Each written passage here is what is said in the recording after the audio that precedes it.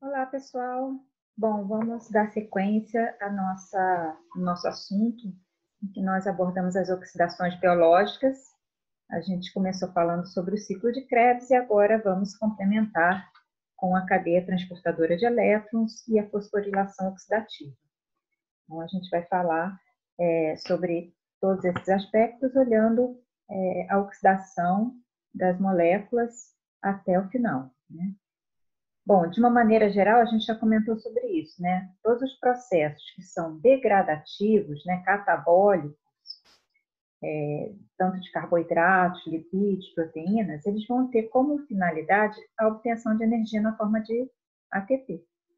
Então, essa energia na forma de ATP, né, na forma de energia química, ela pode ser utilizada em diversos processos metabólicos dentro da célula, como, por exemplo, a biossíntese, né, de macromoléculas, a contração muscular, transporte ativo de íons, termogênese e qualquer outro processo que necessite de energia. Então, esses processos, como por exemplo a biossíntese de macromoléculas, eles vão gerar ADP, que vai ser o substrato para a geração de energia, e aí fecha o ciclo. A gente já comentou sobre isso na aula do ciclo de Krebs. Então, resumindo, o ATP é gerado pela quebra dos compostos e sendo consumido na síntese, gerando ADP, e aí fecha o ciclo. E a gente já viu que ocorre lá na mitocôndria, tanto o ciclo de Krebs e agora a cadeia transportadora de elétrons e a fosforilação oxidativa. Então, a gente já comentou sobre a mitocôndria, falando sobre a estrutura e a composição dela. Bom, as funções da cadeia de transporte de elétrons e da fosforilação oxidativa. Então, basicamente, vai ser a oxidação das coenzimas e a síntese de ATP. Então, a gente pode olhar aqui esse esquema, né?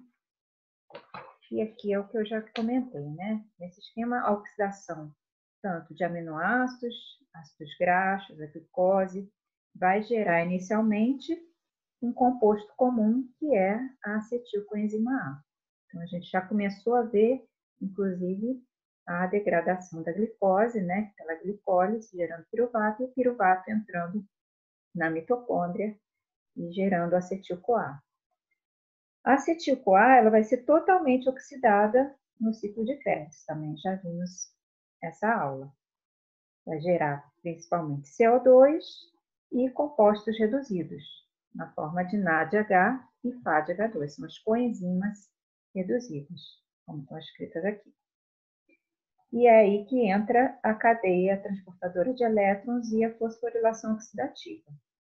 Então, os elétrons das coenzimas reduzidas vão ser entregues para os componentes da cadeia respiratória, e esse transporte de elétrons vai favorecer a síntese do ATP. Vai haver a formação de água e a síntese de ATP. Então, o oxigênio, como está mostrando aqui, né, ele vai ser o aceptor final desses elétrons da cadeia respiratória e vai se reduzir à água. Bom, então vamos fazer um parênteses aqui e falar um pouquinho sobre a oxidação. Então, o que seriam as reações de oxidação? Ao sofrer oxidação, um composto ele vai perder elétrons. Quando um composto ele se oxida, o outro se reduz. Só relembrando esses processos de óxido-redução.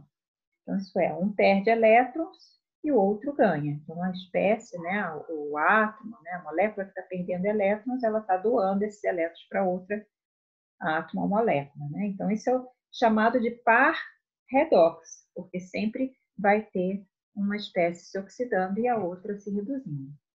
E o potencial de óxido-redução, como está colocado aqui, é a tendência de um par de redox, né, em perder ou ganhar elétrons. Então, a definição do potencial de oxirredução padrão, que é o delta é zero, no caso, né, linha, é expressa como com essa equação aqui. Então, o potencial de óxido-redução padrão do oxidante menos o potencial de óxido-redução da espécie redutora. Aqui vai ser o valor maior, aqui o valor menor. Quando essa variação no potencial de óxido-redução for positiva, esse processo vai ser espontâneo. Então, sempre o transporte de elétrons sempre vai ser feito do potencial de óxido-redução menor para o potencial de óxido-redução maior. Então, a gente tem que ter isso em mente. Então, aqui nessa tabela, tem alguns valores, né, de potenciais de redução padrão de alguns componentes da cadeia respiratória. Então, a gente olha aqui o valor do potencial de oxirredução, alguns negativos, até positivos. E aí a gente vai ver que, ao estarem, né, lá na cadeia transportadora de elétrons, esses elétrons eles vão sendo transportados do menor potencial para o maior potencial de oxirredução. Vão ser passados, né, para espécies que têm menor potencial para as que têm maior potencial. Então, por exemplo, o par redox, NAD+, NADH. Forma oxidada, NAD+, forma reduzida, NADH. O potencial é menos 0,32. O oxigênio, que é o aceptor final dos elétrons da cadeia respiratória, tem um potencial de oxirredução alto, né? 0,8. Então, tem sentido, ele é o último. Então, ele é o que tem um potencial de oxirredução maior. Ok? Bom, visão geral do transporte de elétrons na mitocôndria. Então, aqui é para a gente ver justamente que esses componentes da cadeia de transporte de elétrons vão estar localizados de forma que os elétrons consigam passar através desses componentes. Então, aqui, nesse gráfico, a gente tem o potencial de oxirredução e os componentes da cadeia transportadora de elétrons. Então, a energia dessas coenzimas reduzidas vai gerar um gradiente de H+, que vai ser usado para a síntese de ATP, a gente vai ver em seguida. A produção desse gradiente de H+, ela vai ser obtida justamente pela transferência de elétrons dessas coenzimas até o oxigênio, através da cadeia transportadora de elétrons. E esses compostos da cadeia, eles vão estar localizados na membrana interna da mitocôndria, numa sequência específica, que é o que eu estou mostrando aqui, de acordo com o seu potencial de oxirredução. Então, desde potenciais baixos, menos 0,4, mais ou menos aqui, até potenciais mais altos, como oxigênio, 0,8. Então, do menor para o maior, da coenzima até o oxigênio.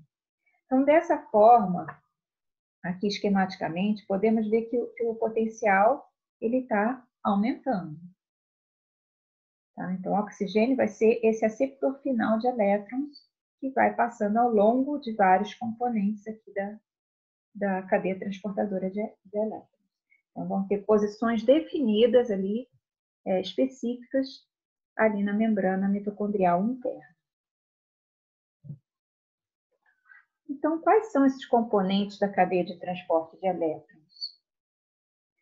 Aqui eu coloquei todos eles, né? Então, a gente tem uma subdivisão, ele é subdividido em 4 complexos, eles são agrupados, né, em 4 complexos, 1, 2, 3 e 4.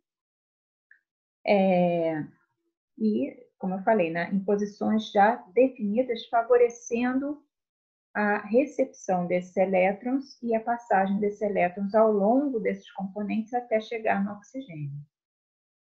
Então, o complexo 1, 2, vão ser 2 entradas de elétrons, vão ser em paralelo, vão entregar aqui a coenzima Q. A coenzima Q seria o único que não é uma proteína, é uma molécula orgânica capaz de receber esses elétrons. Tá?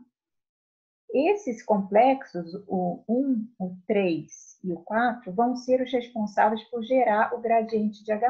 Então, a gente está vendo aqui, olha, 4H+, 4H+, 2H+, que vão passar da matriz para o espaço intermembranas. O NADH vai entregar os seus elétrons para o complexo 1. E o FADH2, naquela reação do ciclo de Krebs do succinato a fumarato, a gente forma FADH2, vai entregar os seus elétrons para o complexo 2. Eu vou explicar em seguida. Ambos, o complexo 1 e o complexo 2, vão transportar os elétrons para a coenzima Q, representada aqui como Q, que vai passar esses elétrons ao complexo 3. Também vai bombear H+ para o espaço intermembranas. E vai repassar esses elétrons ao citocromo C, que passa ao complexo 4 e, finalmente, ao oxigênio, que vai receber H+ da matriz e gerar essa água que a gente chama de água metabólica. Tá? Bom, então vamos olhar especificamente cada um desses complexos. Tá bom? Bom, então primeiro falar do complexo 1. Esse complexo ele é o maior complexo de todos. Ele é chamado de NADH, coenzima Q redutase também. Então, ele é feito por várias proteínas. Uma delas é a proteína ferro-enxofre. Então, é uma proteína que tem na sua estrutura um grupo prostético contendo ferro e enxofre. Aqui um exemplo, né, de uma proteína ferro-enxofre. Então, tem várias conformações que podem ter, por exemplo, um ferro, 2 ferros, 2 enxofres, 4 ferros, 4 enxofres. Aqui seria esse exemplo, né? Aqui as ligações com a proteína. E as proteínas ferro-enxofre, elas vão basicamente receber os elétrons. A gente tem também moléculas chamadas de FMN, que seriam as outras coenzimas, chamadas flavina mononucleotídeos, que vão transportar os elétrons também, de acordo com o seu potencial de oxirredução, e também vão ser responsáveis pelo transporte de H+. À medida que esses elétrons vão sendo transferidos também 4H+ para o espaço intermembranas, como mostrado aqui. Então, aqui, ó, proteína ferro-enxofre só recebem elétrons. Então, NADH doa os elétrons para o FMN, que é a flavina mononucleotídeo, passa os elétrons para a proteína ferro-enxofre e vão doar esses elétrons para a coenzima Q. Está na forma oxidada, recebe os elétrons, passa a forma reduzida. Recebe H+ da matriz e ao bombeamento de 4H+ para o espaço intermembranas. Então, ao longo de toda a cadeia transportadora de elétrons, vai havendo o bombeamento de íons H+ para o espaço intermembranas. Então, aqui é um dos pontos em que esse bombeamento ocorre. Então, qual seria a sequência, né? O NADH entrega para o FMN, entrega para a proteína ferro-enxofre, que finalmente entrega para a coenzima Q, esse é o transporte de elétrons. Primeira etapa da formação do gradiente de prótons. A gente vai ver que vai haver um gradiente de prótons. Por quê? Eu vou transportar H+ para o espaço intermembranas, vai ficar mais concentrado, vamos dizer assim, né? O espaço intermembranas com íons H+. A proteína ferro-enxofre só recebe os elétrons. Segundo ponto, o complexo 2, succinato desidrogenase do ciclo de Krebs vai transferir os elétrons do succinato para o FADH, FAD+, né, desculpa, se transformando em FADH, que vai entregar as proteínas do ferro-enxofre do complexo 2 e passam esses elétrons para o citocromo D. Citocromos normalmente são M-proteínas que têm como grupo prostético, né, um grupamento M que tem ferro na sua estrutura. Então, esse ferro ele pode estar na forma oxidada e na forma reduzida. Então, normalmente, todas essas moléculas que se oxidam, se reduzem, então aqui da cadeia transportadora de elétrons, vão ter ferro ou cobre, que são íons que facilmente recebem ou doam elétrons. Então, nesse caso, seriam as proteínas ferro-enxofre, que vão doar os elétrons para o citocromo B e depois para a coenzima Q. Nesse caso, aqui é bem interessante, né? Por que a gente tem duas entradas? Como eu coloquei anteriormente, os elétrons eles vão passando de estruturas, né, moléculas ou íons que tenham potenciais de oxidorredução para outras estruturas, né, outras moléculas que tenham potencial de oxidorredução maior. É crescente o potencial de oxidorredução.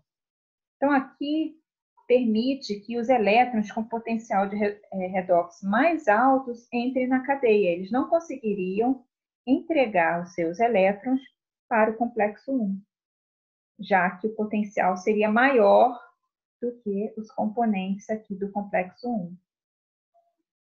Tá? Então, porque normalmente você tem que entregar para uma espécie que tenha potencial maior, crescente.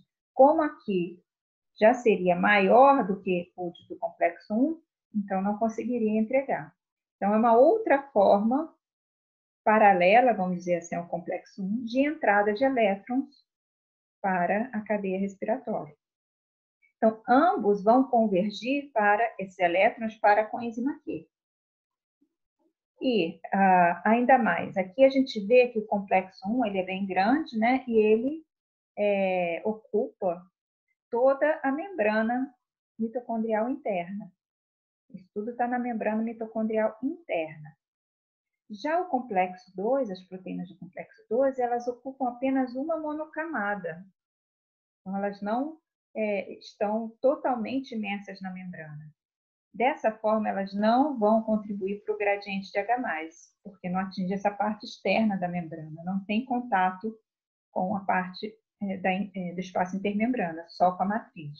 Então, o H+, ele vai voltar para a matriz. Então, aqui mostrando o transporte de elétrons.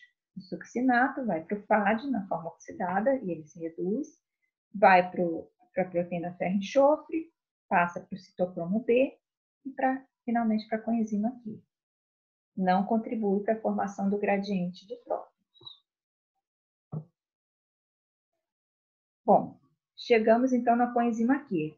A coenzima Q então recebe elétrons tanto do complexo 1 quanto do complexo 2. É o ponto de captação de elétrons de 1 e de 2. Não é uma proteína, a gente vê aqui a estrutura. Tá? Então, a forma oxidada da coenzima Q e a forma reduzida, né? Uma hidroxila aqui ao invés da carbonila. E aí, essa coenzima Q vai transportar esses elétrons para o complexo 3. Esse processo, ele se passa por um ciclo que é chamado de ciclo Q. Eu vou mostrar mais adiante. Então, a gente vai ver agora a coenzima Q entregando seus elétrons para o complexo 3 e esse bombeamento que ocorre através do ciclo Q. Então, vão ser bombeados também 4H+ para o espaço intermembranas. Então, no complexo 3, a coenzima Q que está reduzida vai entregar os seus elétrons para os componentes do complexo 3, que eu vou mostrar adiante, que entregam para o citocromo C. Vou voltar aqui só para mostrar. Então, olha, a coenzima Q entrega os elétrons para os componentes do complexo 3 e passa esses elétrons para o citocromo C. O citocromo C é uma proteína periférica, a gente vê que ele está na face externa, né, da membrana interna da mitocôndria. É uma M-proteína também, que vai receber esses elétrons e vai repassar para os componentes do complexo 4. Então, os elétrons vieram todos, né, daqui ou daqui, foram para o 3, foram para o citocromo, para o 4 e depois, finalmente, para o oxigênio. Então, vai ser a segunda etapa da formação do gradiente de prótons. Então, vamos explicar esse ciclo Q. Na verdade, esse ciclo Q ele ocorre em duas etapas. É uma transferência de elétrons associada ao bombeamento de H+ para o espaço intermembranas, então, para a gente entender. Então, a coenzima Q, a gente escreve como Q aqui, ela recebe esses elétrons e H+ está na forma reduzida. Então, 2H+ vão para o espaço intermembranas, a gente chama de espaço P, né? Um elétron é entregue à proteína ferro-enxofre, tá? Então ela fica Q ponto, vamos dizer assim, e o outro elétron vai ser entregue para um citocromo D. Tá? Esses diversos tipos de citocromos, A, B, C, tem a mesma classe de proteínas, o que diferencia, também são M proteínas, todos os citocromos, o que diferencia é alguns aminoácidos, né, da cadeia que fazem com que eles tenham diferentes padrões na espectrofotometria, diferentes espectros. Então, por isso eles são classificados em A, B, C. Então, os elétrons que são o elétron que entrega a proteína ferro-enxofre vai para o citocromo C1 e citocromo C. O outro elétron vai para o citocromo B e é entregue a coenzima aqui na forma oxidada. Então, ela passa a ser Q ponto, recebeu um elétron só. E uma segunda molécula aqui também de Q, H2, que seria a coenzima na forma reduzida. A mesma coisa, esses 2H+ vão para o espaço intermembranas, então ela fica sem os hidrogênios. Um elétron vai para a proteína ferro-enxofre e o outro elétron, a mesma coisa da anterior, para esse citocromo B. Só que esse elétron, né, que é um só, que se liga ao citocromo B, ao invés dele ser entregue à coenzima aqui na forma oxidada, vai ser entregue a esse daqui, olha, o Q ponto. Tá? Então, esse Q ponto recebe mais um elétron e recebe 2H+ vindos da matriz. Então, regenera aquela coenzima na forma reduzida. Então, seria basicamente isso, a coenzima reduzida, aqui os citocromos na forma oxidada, na forma reduzida, vai gerar o Q ponto. Saem 2H+, né? Esse Pzinho relaciona ao espaço intermembranas. E nesse segundo momento, a mesma coisa, a coenzima na forma reduzida e o radical livre, né? O Q ponto. Os 2H+ que entram a partir da matriz, gerando a coenzima reduzida, 2H+ no espaço intermembranas e a coenzima oxidada. Então, se a gente for cortar, né, as duas equações, a gente vai ter uma equação líquida, né, que seria a coenzima reduzida, 2H+ que vem, eu nem estou prestando muita atenção no citocromo, né, mas aqui seria o mais importante, né, reduzida, vai gerar a coenzima oxidada. 2H+ da matriz, que vão ser doados, e vão sair 4H+ para o espaço intermembranas. Tá?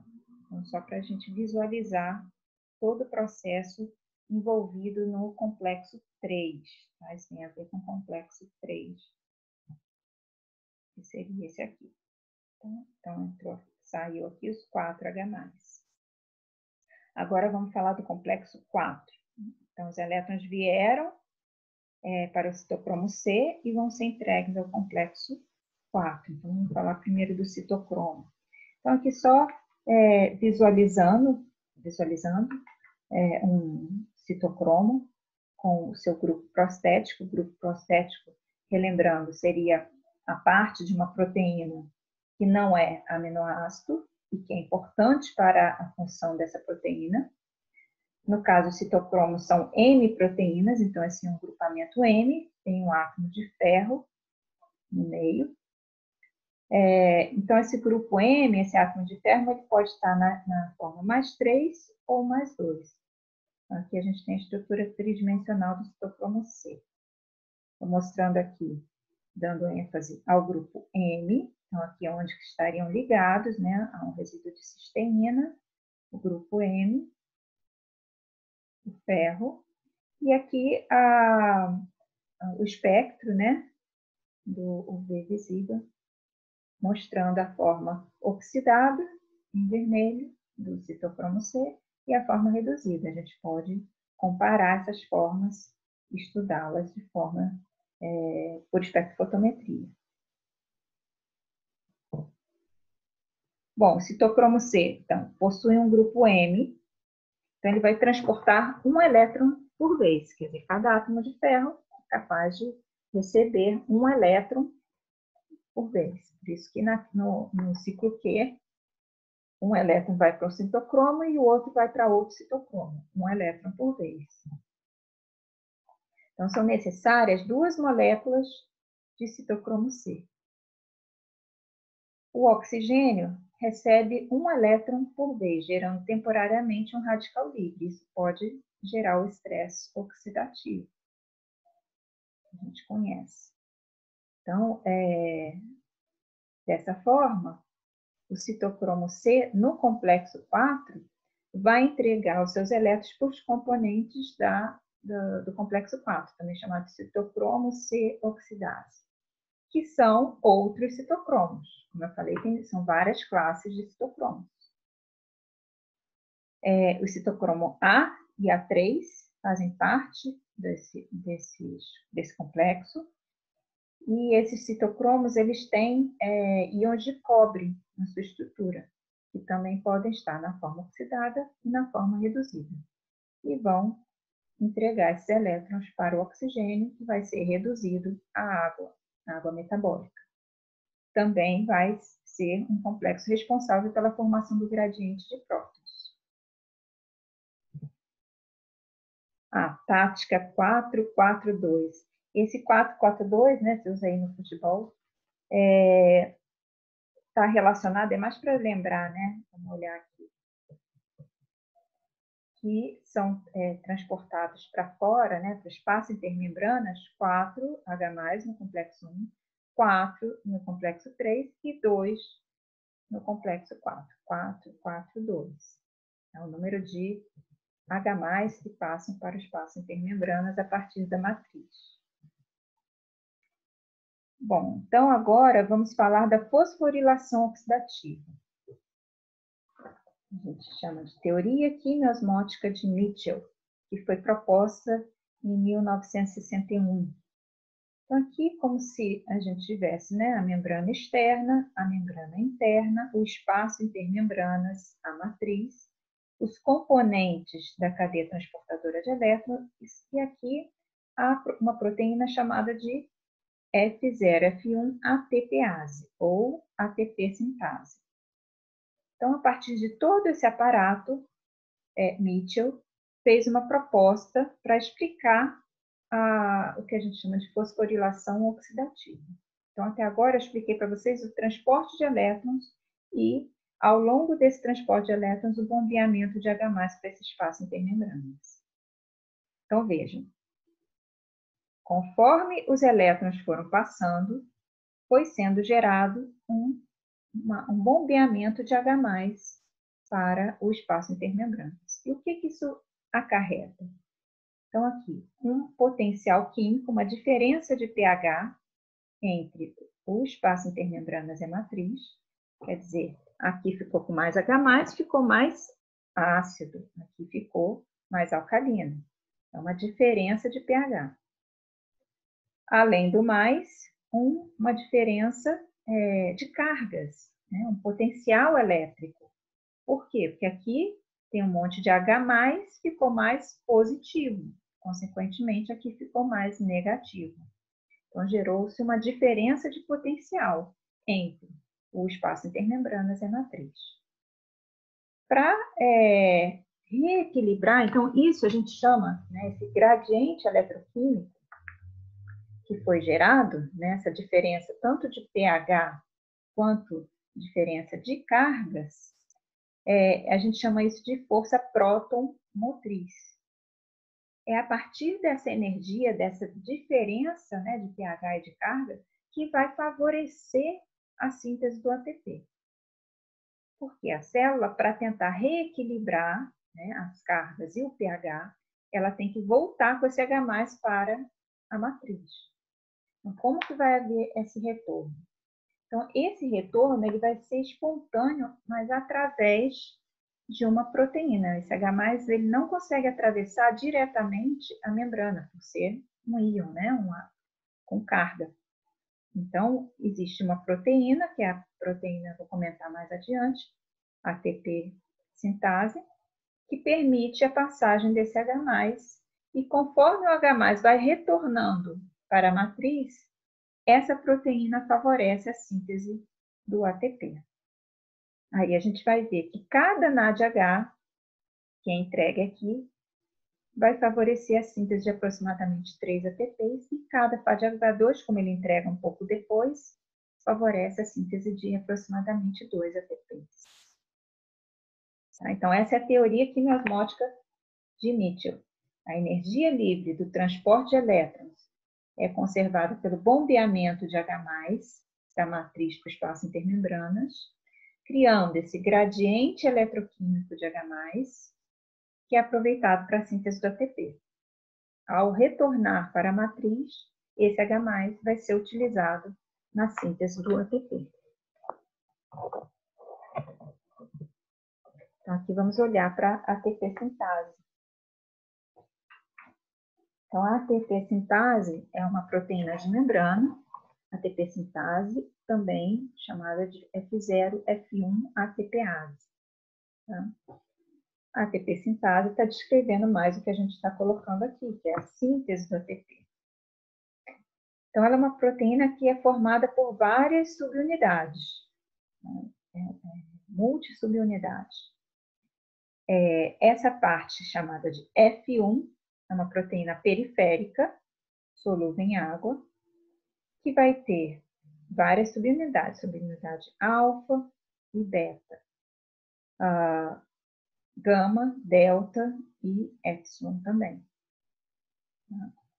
A gente tem aqui uma haste que liga a subunidade F1 à subunidade F0, que é uma proteína de membrana interna, né, da membrana intrínseca, e isso forma um canal que vai passar os íons H+. Então, elas passam através desse canal que passa o H+. Então, aqui a gente pode ver de forma um pouco diferente, um pouco mais completa, né? Mostrando aqui as diferentes subunidades, a parte intrínseca da proteína, e o H+, conforme ele vai passando, isso aqui funciona como, mais ou menos como um carrossel. Até eu tenho uma estrutura, um filminho mostrando ele girando, ele vai girando a proteína, e isso vai fazendo com que o ADP seja fosforilado a ATP. É o que a gente chama de fosforilação oxidativa, diferente da fosforilação ao nível do substrato, que é aquela que a gente vê ao longo da glicólise, né, em todo o processo degradativo. A gente vê a formação de ATP diretamente também, mas é diferente desse processo através da ATP sintase, tá? Bom, acoplamento do transporte de elétrons à síntese do ATP. Então, isso é bastante interessante, que essa velocidade do transporte de elétrons da síntese do ATP, ela vai ser regulada pela concentração de ADP. Mas vamos olhar aqui. Primeiro, aqui o espaço intermembranas, aqui a membrana interna da mitocôndria e aqui a matriz mitocondrial. Aqui mostrando novamente todo o processo, né? O NADH, entregando seus elétrons, aqui é o complexo 1, FADH2 também, o complexo 3, citocromo C, 4, entregando o oxigênio, formando a água. Então, veja, os elétrons estão passando e está sendo bombeado H+, para fora da mitocôndria, né? Para fora da matriz, vamos dizer assim. Isso é a cadeia transportadora de elétrons. Ao mesmo tempo, esse H+, ele vai retornando pela ATP sintase. Então, esses dois processos, eles estão acoplados, um depende do outro. Quer dizer, a síntese do ATP, ela vai depender da cadeia transportadora de elétrons. Então, precisa ter um ajuste entre a produção e o gasto de ATP. Vamos olhar aqui como eu coloquei, né? Então, tem uma regulação, né? Que seria justamente feita pela concentração do ATP celular. Quer dizer, se tem muito ATP, as enzimas vão começar a ser inibidas, né? Tem as inibições, inclusive, alostéricas relacionadas ao ATP. Se eu tenho muita energia na célula, opa, vamos parar, não precisa mais de ATP. Né? Tem que gastar esse ATP para depois eu formar mais, né? Então, depende muito, a necessidade de ATP depende muito do estado fisiológico do indivíduo. Estou no estado alimentado, estou no estado de jejum prolongado. E isso vai variar. Ou até algumas patologias, né?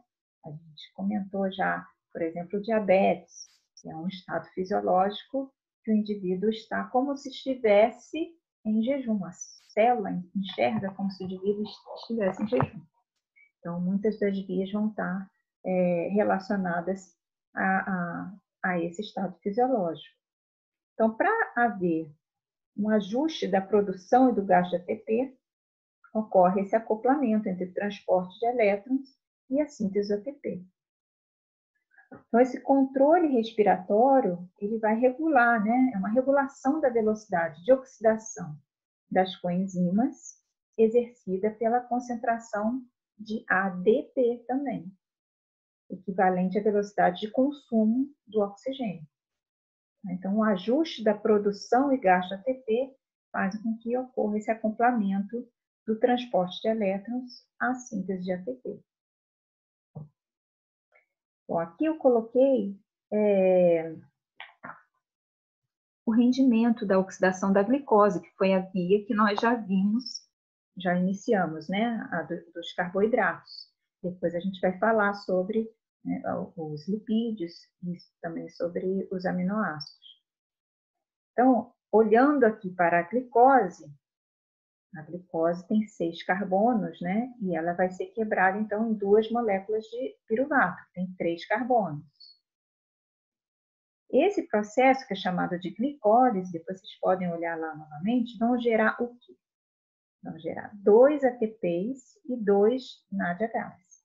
Veja, não é muito ATP que gera diretamente. Na verdade, a quantidade de ATP que é gerado, basicamente vai ser gerado pela reoxidação das coenzimas, lá na cadeia transportadora de elétrons. Ao longo da quebra da molécula, por exemplo, da molécula da glicose, é formado pouco ATP diretamente. O piruvato, ele entra na mitocôndria, e aí vai ser transformado em acetil-CoA, vai perder um carbono, então vai formar essa molécula, que tem 2 carbonos, e lá dentro da mitocôndria. É a molécula que a molécula que vai ser comum ao metabolismo não só dos carboidratos, como de lipídios e proteínas também. Então, 2 piruvatos a 2 acetil-CoA vão ser gerados 2 NADHs. Tá? Então, contabilizando coenzimas reduzidas e ATPs. Então, esse acetil-CoA, lá no ciclo de Krebs, então a gente já viu que cada volta gera 3 NADHs, então, como são 2 acetil, 6 NADHs. Um FADH2, então, vezes 2, são 2 FADH2 e 1 GTP. Então, vezes 2, 2 GTPs. Então, vamos contar tudo, né? Então, 2 mais 2, 4, mais 6, 10 NADHs, 2 FADH2 e 2 aqui, mais 2 aqui, 4 ATP diretamente, porque cada GTP vão gerar diretamente uma ATP, né? A gente já viu também quando falamos lá no ciclo de Krebs. Então, o que a gente tem da quebra total da glicose seria isso: 10 NADHs, 12 FADH2, 4 ATPs. Lá na cadeia transportadora de elétrons, os NADHs vão sendo reoxidados e vão dar origem a ATPs. Então, cada NADH vai dar origem a aproximadamente 3 ATPs. Cada faz H2, 2 ATPs. Então, 10 vezes 3, 30, 2 vezes 2, 4, somando 38. Quero fazer uma ressalva aqui nesse valor de 3 e 2. A maior parte da literatura está com esses valores, mas esse é um valor, ele é um valor experimental, na verdade é um valor quebrado, né?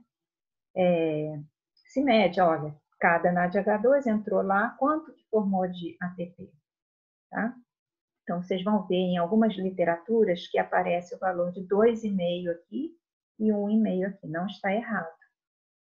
Depende da literatura. Eu estou colocando aqui, é o que está no Leninger ainda, acho que o Marzouco também, tá? Então, apenas foi uma escolha de colocar esses valores aqui, não são valores quebrados, eu acho que fica um pouco mais fácil só para a gente fazer a conta. Mas o mais importante aqui é a gente entender que a partir do NADH, a gente vai obter um pouco mais de ATP do que o FADH2. Por quê? Porque o NADH entra antes. Então, quer dizer, a cadeia, a passagem de elétrons tem mais, né, etapas do que a partir do FADH2. Então, digamos assim, o FADH2 pulou um complexo, né, que iria bombear H+ para fora, né, que é o complexo 1. Então, por conta disso, a geração de ATP a partir do FADH2 é um pouco menor. Tá? Acho que é isso. Bom, falar dos inibidores, desacopladores. Então, a cadeia transportadora de elétrons e também a proteína ATPase podem ser inibidas. Então, vamos falar um pouquinho sobre esses inibidores da cadeia e o que a gente conhece como desacopladores. Okay? Bom, então cada um dos complexos podem ter moléculas que podem interagir com esses complexos e bloquear a passagem dos elétrons. E isso pode ter vários efeitos, né? Podem inclusive ser potencialmente letais esses inibidores. Muitos desses compostos são usados como medicamentos ou inseticidas, né? Agroquímicos, vamos chamar assim, né? Moléculas que dependem do organismo que você está utilizando essas moléculas. Venenos, né? Inclusive. Então, várias moléculas podem interagir, por exemplo, com o complexo 1, a gente tem aqui, ó, barbiturato, são hipnóticos, rotenona é um inseticida. Aí no complexo 2, o malonato, a gente já comentou na aula de enzimas, né? Inibidor competitivo da succinato desidrogenase. A antimicina A é um antibiótico. Aqui no complexo 4, cianeto, monóxido de carbono, ácido sulfidrídrico, azida sódica. Então, são todos compostos que vão atuar aqui no complexo 4. São alguns exemplos. Estou mostrando, né, como se fossem todos os complexos, a passagem de elétrons até o oxigênio. Então, a rotenona no complexo 1, a antimicina no complexo 3, cianeto, monóxido de carbono no complexo 4. E quanto mais, vamos pensar assim, para o final, mais perigoso. Porque se a gente pensar, se eu bloquear o complexo 1, por exemplo, eu ainda vou conseguir entregar elétrons no complexo 2 e vice-versa, né? Se eu bloquear o complexo 2, eu estou entregando ainda os elétrons no complexo 1. Então, eu não vou estar bloqueando totalmente o transporte de elétrons. Então, isso não vai ser tão prejudicial ao indivíduo, tá? Ou ao organismo. Mas vamos pensar assim, que eu estou usando um antibiótico, quer dizer, ele não tem que ser problemático para mim, tem que ser problemático para a bactéria, por exemplo, né? Vai atuar ali na cadeia ali, daquele organismo. Por exemplo, o cianeto já é um composto que vai atuar lá no último complexo, no complexo 4. Então, ele já é bem mais perigoso. Por quê? Porque ele está bloqueando totalmente, mesmo que os elétrons estejam sendo entregues no complexo 1 e 2, cheguem até aqui, chegou ali no 4 e ele parou. né? Então, bombeando, né, H+, e tudo, mas chegou no momento em que ele para. Então, é bem perigoso, pode ser até fatal. E a gente tem também os inibidores do próprio complexo, né, da ATPase, F0, F1 ATPase, que é a oligomicina. Então, a oligomicina, ela vai atuar bloqueando o canal mesmo. Ela atua ali no F0, bloqueia o canal onde ocorre a passagem dos íons H+. Então, não ocorre a passagem dos íons H+. Então, vai ter um efeito então, até parecido com os inibidores da cadeia, né? Então, ele vai se ligar nessa subunidade. Inclusive, essa subunidade é chamada de F0, alguns chamam de FO, justamente por causa da oligomicina. Tá? Então, há aí também uma controvérsia em relação ao nome. E os desacopladores? Bom, desacopladores são substâncias que são lipofílicas. Eu coloquei aqui como esse exemplo, né, o 2,4-dinitrofenol. E eles vão desacoplar o transporte de elétrons da síntese do ATP. Vamos entender isso. O transporte de elétrons vai continuar normalmente, mas a síntese do ATP vai parar. Essa energia vai ser dissipada como calor. Por quê? Porque os H+, eles têm que voltar para a matriz através da ATP sintase. Só que nesse caso, eles não vão voltar pela ATP sintase. Eles vão voltar se ligando no caso, ao composto, né, desacoplador, e atravessando a membrana diretamente. Então, eles vão, por isso que eles são desacoplador, que é como se eles estivessem tirando, né, o acoplamento entre o transporte de elétrons e a formação do ATP. Então, é bem problemático esses compostos, né? Na verdade, eles são moléculas que não são usadas normalmente, né? São exógenas. Aqui mostrando, vamos primeiro entender aqui o mecanismo de ação do DNP, né? Que é o dinitrofenol. Então, eles vão se ligar a esse H+, que está ali no espaço intermembranas, para levar eles para a matriz de volta.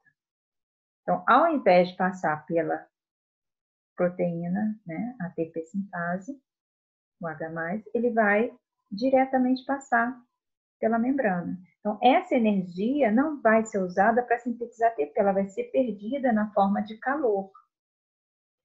Então, existem algumas pessoas que começaram a usar esses compostos para perda de peso, né? Então, realmente perderam totalmente peso, porque foram a óbito, né? Então, trágico. Então, aqui eu coloquei até duas notícias, né? Mostrando, de vez em quando aparece. Eles agora têm um pouco mais de controle, mas de vez em quando aparece, porque essas substâncias elas são usadas como pesticidas, se não me engano. Então, de vez em quando tem alguém que ainda faz uso, né? Então, aqui na Grã-Bretanha, né, inquérito investiga a morte de britânica por uso de química industrial para emagrecer. Então, ela usou e é uma morte horrível. Por quê? Porque ao tomar esses compostos, a pessoa começa a sentir calor. Então, literalmente, ela queima por dentro. Então, é realmente bem trágico mesmo, né? Queimando por dentro. Tá? Ela tomou muito mais, obviamente, né, do que o necessário, e aí acabou indo a óbito. Depois vocês leiam. E aqui uma outra também. Então, a gente vê aqui, olha, tá na forma de comprimidos, quer dizer, alguém colocou esse composto e vendeu pela internet como algo milagroso. Então, um atleta de 18 anos também tomou os comprimidos e veio a óbito. Então, também trágico. Tá? Então, não dá para a gente confiar, né? Então, foi justamente esse mecanismo. Ele aquece, porque a perda de energia vai ser na forma de calor. Mas a gente tem desacopladores, queria só deixar registrado aqui, naturais, e que são muito importantes para algumas espécies. São chamadas de termogeninas, né? Ou em inglês UCPs, né? Uncoupling Protein. Que são proteínas que são bastante comuns no tecido marrom. Então, os humanos nós temos, principalmente quando somos bebês, a gente tem uma quantidade de tecido marrom considerado, justamente por quê? Porque o bebezinho, ele se mexe muito, então ele tem uma perda de calor considerável. Então, esse tecido, ele favorece o aquecimento do organismo e evita a morte, né? Mesmo em adultos, a gente ainda tem uma quantidade de tecido marrom, uns mais, outros menos, né? Em alguns locais, como por exemplo, ao redor do pescoço, alguns locais em que seria mais importante a manutenção da temperatura corporal. E é um tecido extremamente importante para animais que hibernam. Por exemplo, os ursos, que ficam lá meses sem se alimentar, né? Só dormindo. Então, para a manutenção da temperatura corporal de um animal extremamente grande, né, as termogeninas são essenciais. Então, aqui só mostrando, né, o mecanismo de ação, aqui é a proteína, né, chamada de termogenina, levando os H+, né, do espaço intermembranas para a matriz. Tá? Então, aqui eles são bombeados, né, complexo 1, 3 e 4, do espaço intermembranas, e aqui ó, seria a volta normal, né, pela ATP sintase, e aqui pelas proteínas chamadas de termogeninas. Então, essa energia é perdida na forma de calor. Então, isso favorece a sobrevivência de algumas espécies. Bom, gente, era isso que eu queria comentar com vocês. Terminamos essa parte de oxidações biológicas.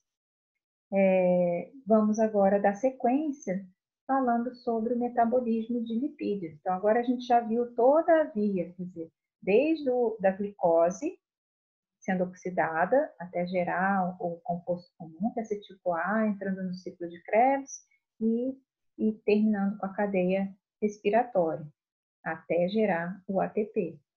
Então, esse seria o processo na presença de oxigênio que nós vamos obter energia. Agora a gente vai falar sobre os lipídios, metabolismo de lipídios. Vamos falar sobre a quebra, claro, que vai gerar também o acetil-CoA, e também vamos falar sobre a síntese dos lipídios. Vai ser a nossa próxima aula. Tá bom? Até mais, pessoal!